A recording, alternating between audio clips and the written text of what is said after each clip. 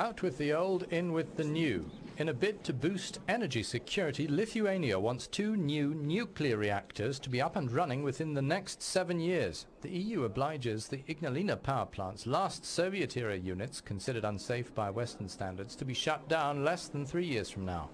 All 3 Baltic member states plus Poland are seeking to enhance their energy independence, jittery about Russian dominance of supply. But reducing reliance on fossil fuels, with environmental targets one factor, puts them in a bind. A senior Lithuanian economy official, Davidas Matulionis, spoke to Euronews.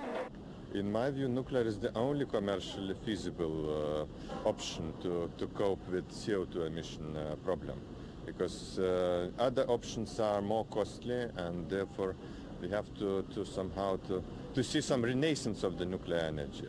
The Baltics have lost faith in the Druzhba friendship pipeline, citing Russian disruptions of oil supplies through it. They also see as hostile a German-Russian pipeline project because it bypasses their territories. Talking to Euronews, Lithuanian President Valdas Adamkus says there's no question the future is nuclear. We want to be among the first ones to provide that kind of energy, not only for the development of our own country, but at the same time share and sell the energy to our neighbors. 60% of Poland's energy needs are still met by coal.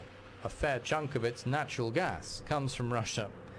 Although some EU partners consider Warsaw's stance towards Moscow over various meaty subjects as one of obstinacy, analyst Eugeniusz Smolar says the Poles are just talking common sense.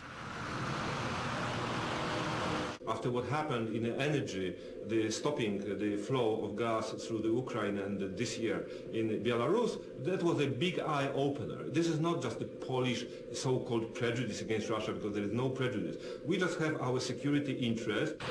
Nuclear-generated electricity has strong public opposition in some EU countries, but EU states eager to narrow the economic gap with larger, richer and generally older members are less averse. Current EU President Germany has a clash of ideas on its hands. At next week's EU summit, it aims to propose binding targets for using renewable energy sources as part of the 27-nation bloc's long-term energy strategy.